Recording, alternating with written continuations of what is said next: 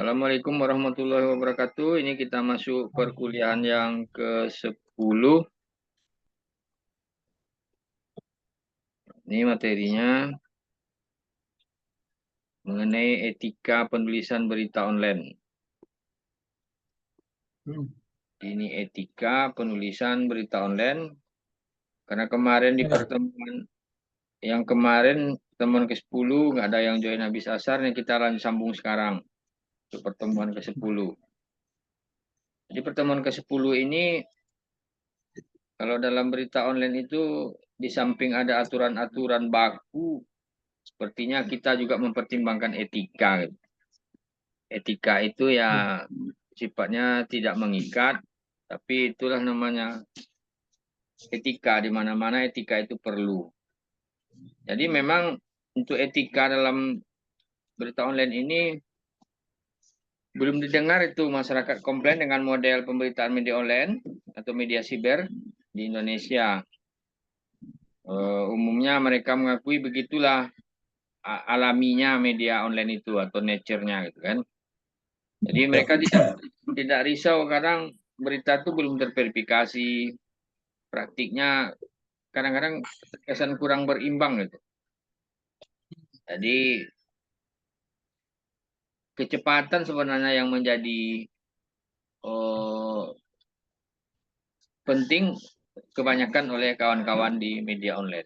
Nah, jadi etika yang dibuat sebenarnya beretika atau tidak, nah, itulah tergantung pengelola medianya itu. Kalau dianggap beretika, ya kalau mereka mau beretika, beretika. Kalau tidak, ya terkadang memang seperti itu, kurang gitu. Tapi dalam hal ini, sepanjang tidak melanggar aturan yang berlaku, nah, terkadang itulah yang terjadi. Jadi proses kerja pemberitaan pada media online sangat berbeda dengan praktik pemberitaan pada media-media mainstream lain.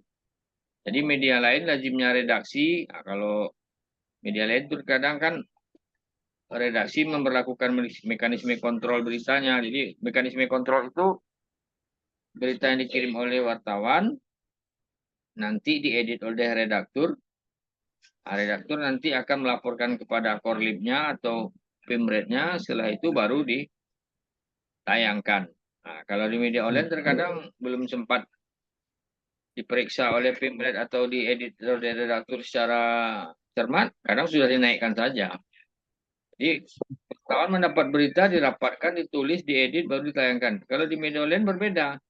Berita ditulis, terkadang langsung diunggah, baru dikontrol. Nah, mungkinkah jurnalisme dilakukan tanpa proses editing? Jadi kalau di media online itu sering terjadi. Itu yang Bapak bilang tadi, etikanya seperti itu. Sering mereka melakukan atas nama kecepatan, terkadang belum diedit, ya sudah dinaikkan. Itu sering terjadi. Kita sering tengok berita media online itu, hurufnya kadang salah-salah, hurufnya salah-salah, kadang verifikasinya kurang. Intinya mereka mengejar kecepatan. Jadi media online kerap menggugah informasi atau berita yang belum lengkap atas nama kecepatan. Asalkan cepat aja dah, udahlah, naikkan aja dulu. Kadang 5W1H-nya pun kadang belum lengkap. Mereka sering naikkan, dalam berjalan kadang mereka baru ngeditnya. Itu sering terjadi. Karena bisa diedit kan. Kalau media cetak, kalau udah dicetak, macam mana mengeditnya lagi? Terpaksa dicetak ulang lagi kan, sulit. Jadi kalau kecepatan memang dipilih oleh media online sebagai prioritas karakteristiknya, maka media online hendaknya bersikap jujur dalam penulisan berita dengan mengatakan bahwa berita yang diunggah belum terverifikasi atau terkonfirmasi. Jadi terkadang sebuah pemberitaan yang harus ditayangkan lebih cepat, umpamanya eh, orang melihat ada staf di KPK menggeledah sebuah kantor. Terkadang atas nama kecepatan ya orang buat berita aja dulu. Nampak rompi KPK, ya mereka bilang KPK geledah kantor dinas A umpamanya. Nah, mereka belum konfirmasi benar atau tidak digeledah itu atau cuma sekedar main-main, kan kita belum tahu. Atas nama kecepatan ya sudah diunggah saja. Nah, itu sering terjadi itu. Nah, nanti baru dalam berjalan baru verifikasinya. Tapi terkadang mereka tidak jujur. Mereka tidak mengatakan eh, berita ini belum terverifikasi atau belum terkonfirmasi kelanjutannya gitu. Nah, mereka kadang tidak jujur itu. Sering sekali ya mereka ini tidak buat. Kemudian lalu model kejujuran ini yang ditawarkan oleh Dewan Pers melalui pedoman pemberitaan media siber. Jadi tujuannya bukan untuk membelenggu media, tapi mendorong media untuk bertanggung jawab terhadap pemberitaan yang dibuatnya. Jadi biar beretika, maka dibuatlah oleh Dewan Pers harus mempedomani pedoman pemberitaan media siber gitu. Nah, jadi kita berdiskusi saja. Kalau Supianto biasanya membaca berita online sering ya. Sering tuh enggak Pak. Kadang-kadang baca juga kan Pak. Apa nama media onlinenya? Rio Pesisir ya Pak. Dia pesisir.com gitu. Pak, riopesisir.com. Nah, itu mendapatkan beritanya itu mengunjungi websitenya atau dapat link dari teman atau dari grup atau dari apa? Dikirim sama kebetulan Pak itu kan punya teman juga Pak kan redaksinya itu. Oh, Jadi dia dikirim. ngirim ya, betul Pak dikirim Pak lewat WA ya kita tengok-tengok Pak kan. Dikirim linknya baru dibaca gitu ya. Ya, betul Pak. Ya itu biasa itu. Karena memang jarang kita yang mengunjungi media siber itu sendiri, kita kadang hanya melihat dapat link, baru kita klik. Nah, itulah yang terjadi memang. Kita buka gitu kan. Nah, itu memang faktanya seperti itu. Jadi kalau umpamanya dalam pemberitaan itu eh, terkadang memang isi beritanya ya menimbulkan, bisa lah kadang orang diberitakan itu membuat orang marah atau macam mana dan seakan-akan orang tidak puas, itu sering terjadi. Jadi Iya. sebenarnya dalam etikanya ya harus kita sebut kalau ini berita belum lengkap atau belum terverifikasi atau belum terkonfirmasi terhadap pihak yang disebutkan atau yang dituding umpamanya kalau ada. Iya. Tapi terkadang orang karena belum terkonfirmasi, orang terkadang langsung melapor ke Dewan Pers. Itu sering juga terjadi. Karena tidak jarang juga kasus terjadi di Dewan Pers itu, berita yang sampai ke sana ya yang dilaporkan orang ya terkadang memang tidak dikonfirmasi itu dan melanggar beberapa kode etik jurnalistik. Jadi kalau yang topik kita yang sekarang ini menyangkut etika. Yang namanya etika memang tidak ada ketentuan hukumnya, tapi itulah perlu kita terapkan sebagai jurnalis atau jurnalistik online atau kita yang belajar di jurnalistik online ya kita harus beretika. Baik wartawannya, redaksinya, perusahaannya. Jadi etika itu penting dalam penulisan berita online. Jadi kalau kita sering melihat berita online atau penulisan berita yang serampangan, maksudnya tendensius, ya di samping dia akan melanggar kode etik jurnalistik, mungkin etikanya memang ya kalau Bapak nilai yang terkadang kurang juga. Terkadang ada pemberitaan yang sifatnya menyudutkan seseorang yang memang ada faktor dendam mungkin kan. Ada kode etik nanti dia akan ketahuan melanggar atau tidak oleh Dewan Pers dan kemudian kalau memang banyak berita yang kurang konfirmasinya baru dia tidak mengakuinya, nah itulah yang akan menimbulkan permasalahan. Jadi kalau dalam etikanya kita kalau mengejar kecepatan, seharusnya kita akui juga kelemahan berita kita itu di mana. Seperti yang Bapak bilangkan tadi, terkadang KPK belum melaksanakan konferensi pers. Nah, kan kita sering melihat berita kan diduga, nah kan, nah itu kan belum terkonfirmasi namanya. Tapi kadang-kadang kan dalam aparat penegak hukum itu bertindak itu menggeledah sebuah kantor dugaan korupsi, terkadang kan mereka belum dapatkan data segala macam, mereka belum melakukan konferensi pers. Memang seperti itu memang. Kita pun akhirnya menulisnya susah.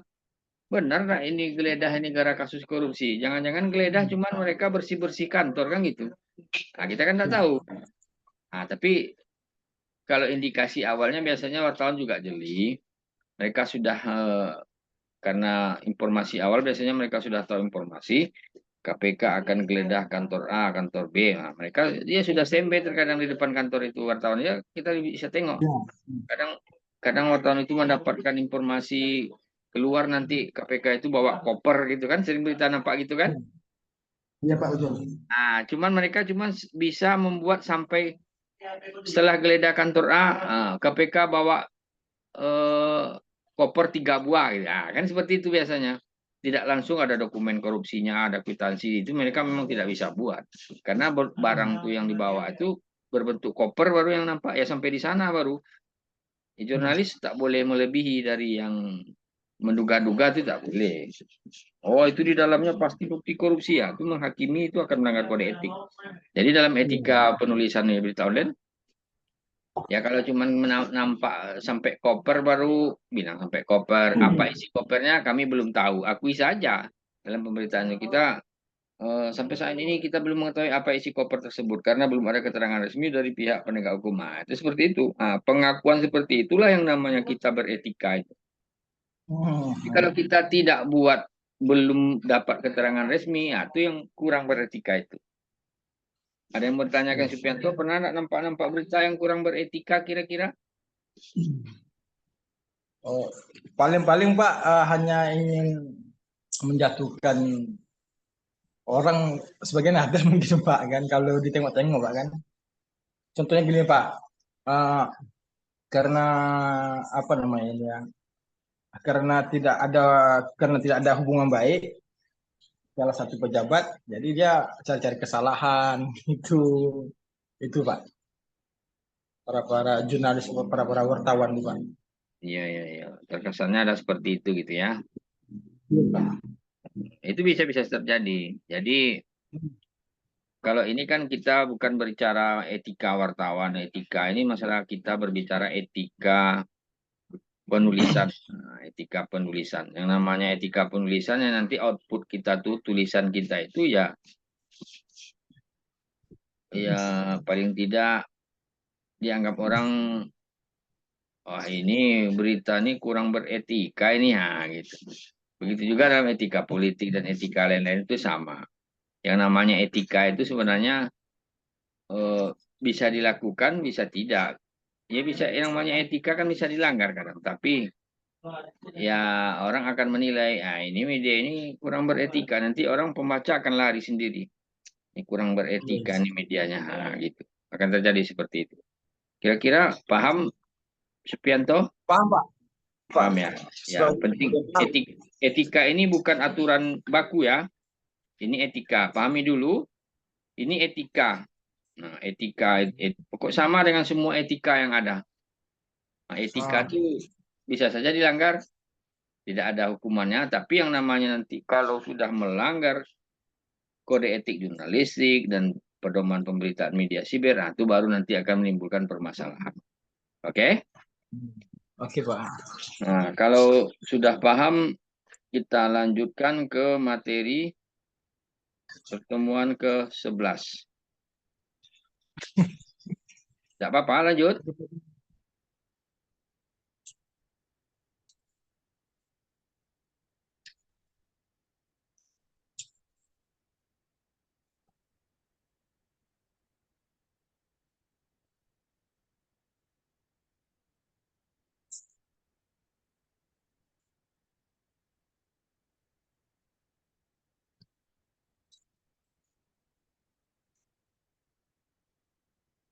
Nah, sudah nampak itu? Apa Pak? Ah, Nah, jadi hubungannya dengan etika tadi, kan tadi Bapak bilang kan ada pedoman gitu yang harus kita pedomani. Jadi dalam pemberitaan media siber itu, Undang-Undang Pers itu lahir tahun 1999. Ya, paham ini dulu ya. Di saat tahun 1999 ini media siber ini belum ada. Orang belum iya. ya belum ada namanya media siber atau media online ini waktu itu di Indonesia. Jadi undang-undang pers lahir, media siber belum ada. Jadi apa yang harus menjadi pedoman bagi media siber itu dalam beroperasi atau bergerak, ya tentu harus ada pedoman. Makanya pada tahun 2012 kalau Bapak tidak salah, tanggal ya ini 3 Februari 2012,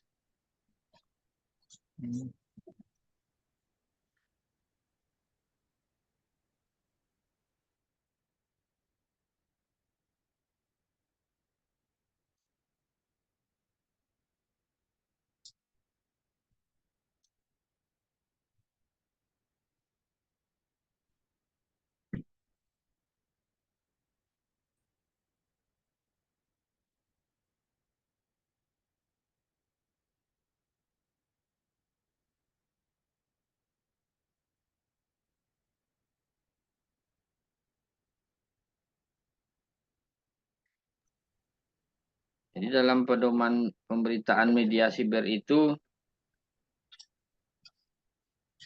ditandatangani oleh Dewan Pers dan Komunitas Pers di Jakarta pada tanggal 3 Februari 2012.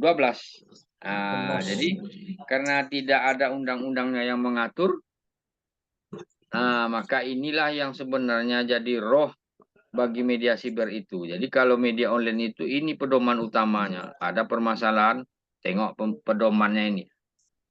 Tengok pedomannya. Tengok. Nah, ini pedoman pemberitaan media siber ini wajib dicantumkan di media siber tersebut. Nah, ini contohnya. Bentar ya. Ya. Kita buka contohnya.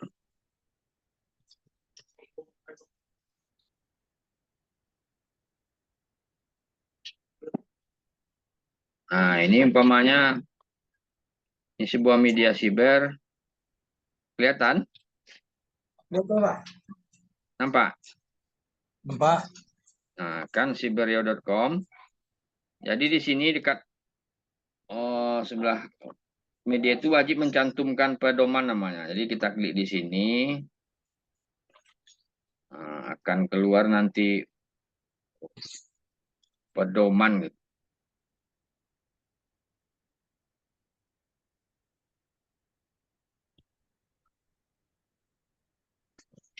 Bentar ya.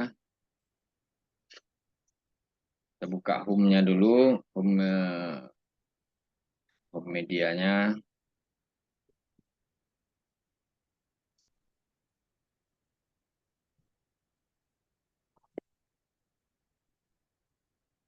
Kelihatan ya medianya ya.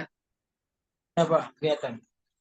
Nah, itu umpamanya Bupati Rohil hadiri pisah sambut Kepala BPK RI Perwakilan Riau, ini contoh beritanya, kan?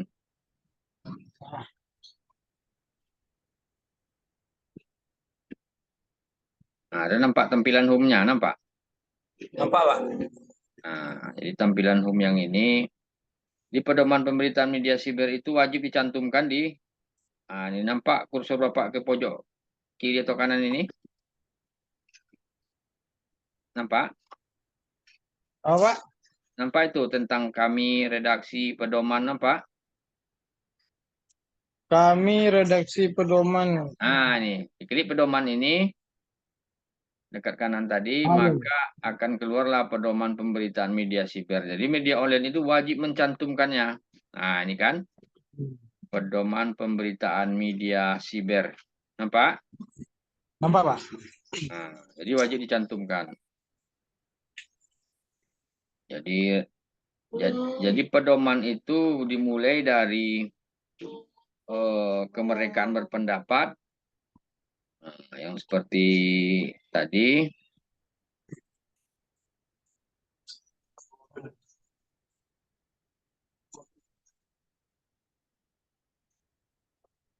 Nah, ini kali kan,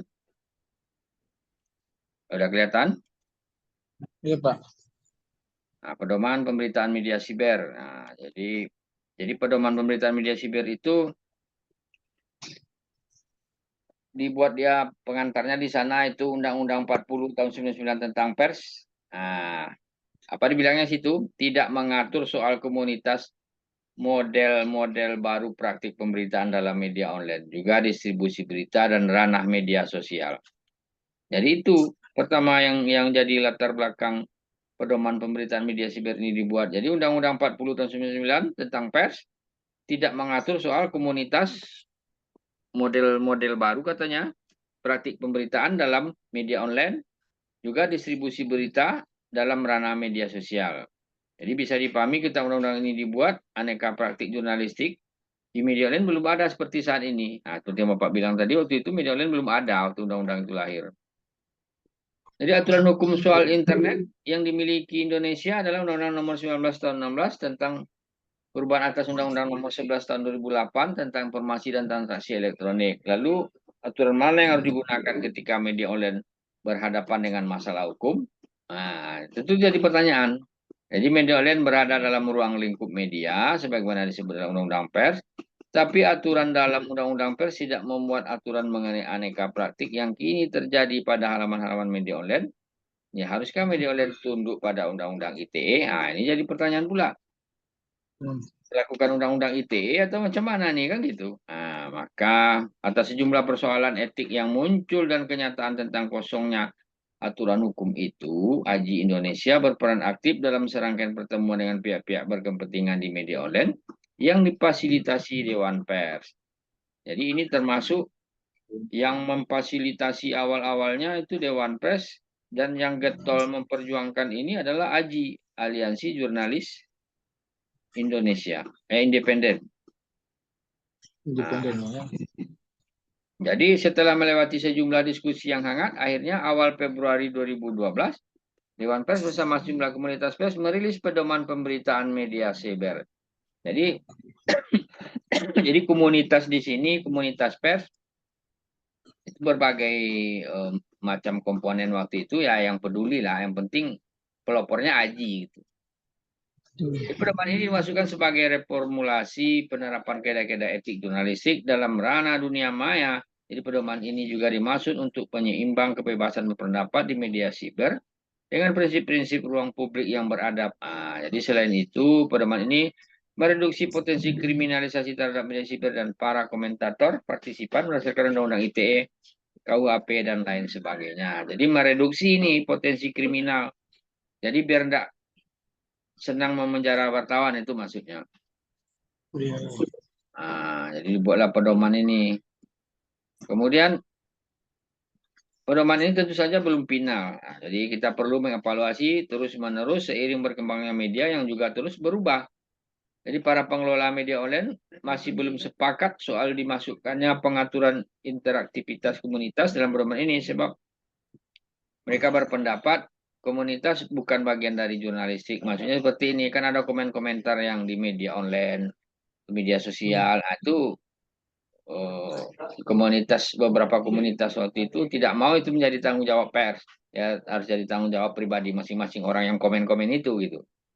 Jadi jangan berharap, jangan kita anggap kalau kita komen di sebuah kolom komentar media siber atau media online, ini kan pers cuma nih komen aja sembarang-sembarang, itu tidak bisa karena komunitas pers waktu itu tidak mau itu menjadi tanggung jawab pers karena itu ranahnya berbeda kan. Jika ada persoalan dengan forum, komentar, dan blog, itu bukan ranah Dewan Pers. Nah, jadi kalau udah ada yang komen-komen macam-macam, kalau dilaporkan orang ya tanggung jawab yang komen itu. Nggak akan ada dilindungi, bukan ranah Dewan Pers itu. Jadi pedoman ini disusun juga dengan semangat melindungi media online, mengingat belum adanya aturan-aturan mengenai soal-soal ini. Jadi pedoman ini tidak memiliki kekuatan hukum. Mengapa tidak memiliki kekuatan hukum? Dia hanya pedoman. Jika terjadi persoalan hukum terhadap media online, pedoman ini tidak bisa digunakan sebagai dasar hukum. Tapi inilah secara yuridis, kedudukan pedoman ini tidak bisa mengatasi Undang-Undang ITE, KUHP, dan Undang-Undang Pers. Mesin cetak yang melahirkan revolusi industri dan mengubah tatanan masyarakat pada zaman itu, internet pun melahirkan revolusi peradaban baru dan mengubah tatanan kehidupan manusia masyarakat masa kini termasuk tatanan jurnalisme. Jadi masih ada banyak pekerjaan rumah yang harus diselesaikan. Pedoman pemberitaan media siber adalah upaya maksimal yang bisa kita lakukan saat ini untuk menjawab aneka persoalan mengenai praktik media online di Indonesia. Jadi situasi memang berubah, cara kita memproduksi dan mengkonsumsi berita pun turut berubah. Jadi internet membawa elemen-elemen baru pada media, termasuk dalamnya soal interaktivitas. Orang komen-komen di kolom komentar itu maksudnya media sosial dan di mana-mana. Jadi, tapi prinsip verifikasi, keberimbangan, berita dan kesantunan publik kiranya tetap menjadi batu penjuru di setiap halaman-halaman media apapun mediumnya. Yang namanya verifikasi itu keberimbangan berita dan kesantunan publik. Nah, jadi termasuk lagi santun gitu kan. Jadi Ya. kalau kita melihat ada media yang kerjanya hanya berita korupsi, korupsi, korupsi aja dihajarnya, nah, itu kita pertanyakan medianya itu. Bukan kita Iya, iya. korupsi. Karena di dalam aturan yang ada itu keberimbangan itu perlu, verifikasi perlu, kesantunan publik juga perlu. Iya. Sementara dalam undang-undang pers itu fungsi pers itu ada 4. Nah ini ya, kita beralih sedikit. Informasi, pendidikan, kontrol sosial, dan hiburan. Nah, kira-kira hiburan itu disuruh enggak oleh undang-undang? Disuruh. Jadi Iya. ada berita bola, ada berita artis yang sifatnya Hiburan menarik ya. itu. Nah, itu memang disuruh memang. Jadi bukan berarti kita buat berita korupsi terus. Jadi kalau memang isi sebuah berita itu menghajar orang korupsi terus, dipertanyakan juga tuh komitmen yang punya media itu. Apakah dia paham undang-undang apa tidak kan gitu. Kontrol Iya, sosial itu iya, iya. ada fungsi yang ketiga. Boleh. Kita mengontrol sosial itu boleh. Ada orang korupsi itu boleh. Nggak apa-apa. Memang itu fungsi pers ya itu. Kemudian Iya. kalau memang itu aja isinya semuanya, itu yang kita pertanyakan. Terkadang mereka berafiliasi dengan LSM. Terkadang dia jadi LSM. Maka jiwanya jiwa LSM, bukan jiwa pers. Kita bukan melarang Iya, orang jadi LSM. Itu yang sering terjadi. Jadi setiap saat beritanya itu, ya khusus kadang-kadang laporan LSM dimasukkan ke dalam berita tuh. Aduh, tidak dalam format iya. berita. Kadang-kadang LSM itu kan buat laporan tuh. Kadang itu yang diupload ke media siber. Wallahu a'lam Iya, iya. bishawab. Apakah mereka etika atau tidak, ya jawablah sendiri. Sementara Iya, dalam iya. ketentuan yang ada kita disuruh beretika. Jadi pedoman juga mengatur mekanisme ralat, koreksi atau hak jawab harus dilakukan pada berita yang bersangkutan. Kadang menulis-nulis pejabat begini-begini, ada enggak dia konfirmasi, benar enggak Bapak korupsi Pak? Itu nanti akan sangat menyalahi aturan. Kemudian dalam situasi memang berubah, cara kita memproduksi dan mengkonsumsi berita pun turut berubah-ubah. Jadi internet membawa elemen-elemen baru pada media termasuk dalamnya soal interaktivitas. Tapi prinsip verifikasi berimbang berita dan publik kiranya tetap menjadi batu penjuru di setiap halaman media atau medium lainnya. Nah, jadi pedoman juga mengatur mekanisme ralat, koreksi dan hak jawab harus dilakukan pada berita yang bersangkutan. Nah, ini pedoman pemberitaan media siber itu. Nah, itu pedomannya bisa dibaca di karakter khusus katanya. Kemudian ada ruang lingkup. Nah, ruang lingkupnya itu. Kemudian ada verifikasi dan keberimbangan. Kemudian setelah itu isi buat pengguna atau user generate kontennya.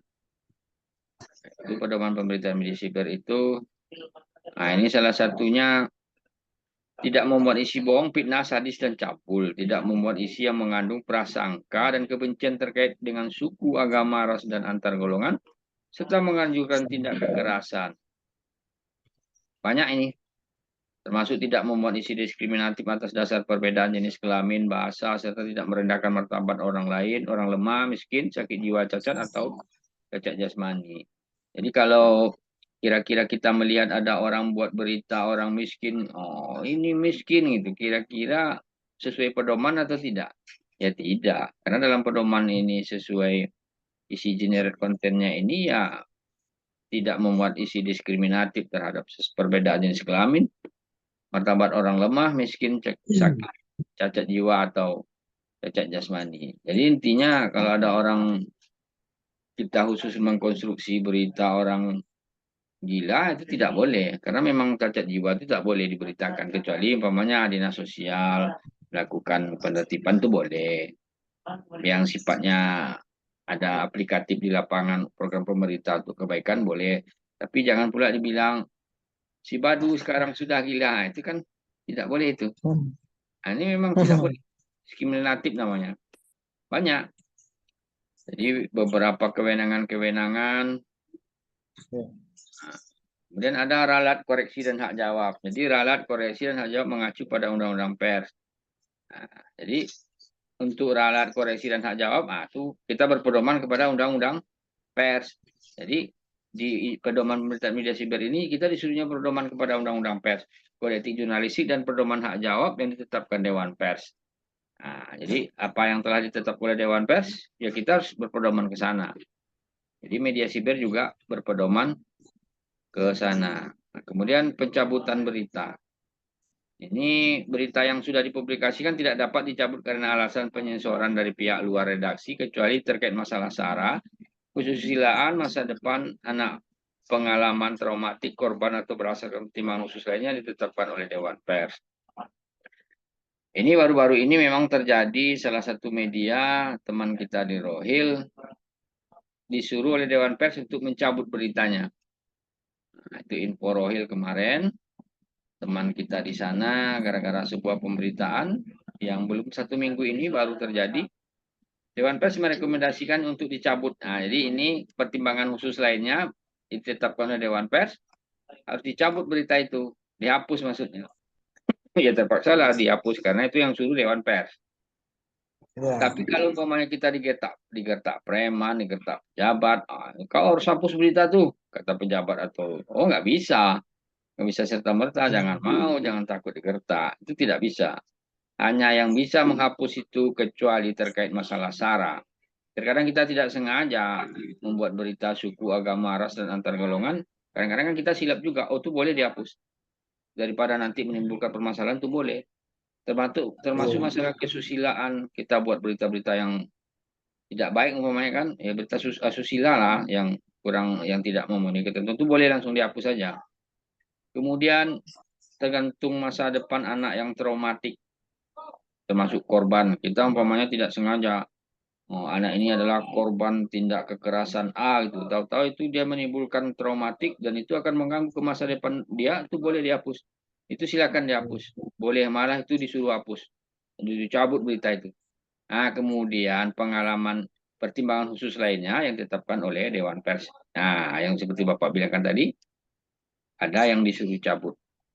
Di pencabutan berita wajib disertai dengan alasan pencabutan diumumkan kepada publik. Jadi tidak serta-merta berita itu dihapus setelah, karena kita kan kita tidak mendiskreditkan sebuah media. Terkadang sudah buat berita seseorang tentang kasus seseorang, tiba-tiba setelah dibayar orang itu, umpamanya ini contoh, ini bukan Bapak menuduh, tahu-tahu berita itu sudah hilang saja. Ada enggak pernah jumpa gitu?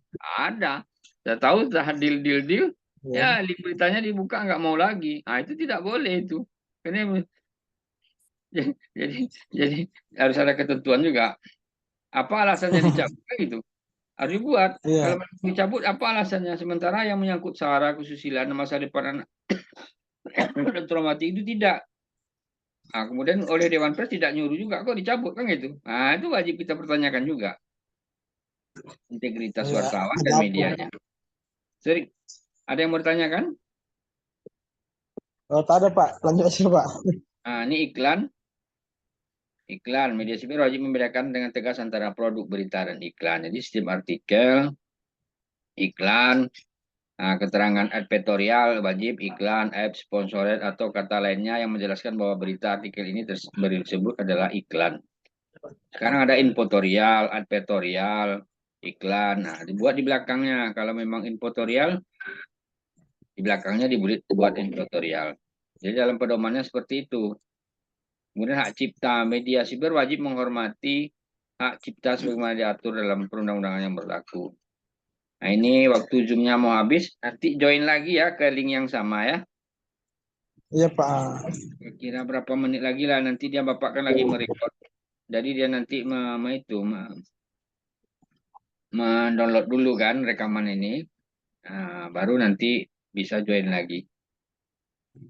Nah, Oke jadi Pak. sengketa juga diatur. penilaian akhir atas sengketa mengenai pelaksanaan pedoman pemberitaan media TV diselesaikan oleh Dewan Pers. Jadi kalau ada pemberitaan yang disengketakan, yang menyelesaikannya adalah Dewan Pers.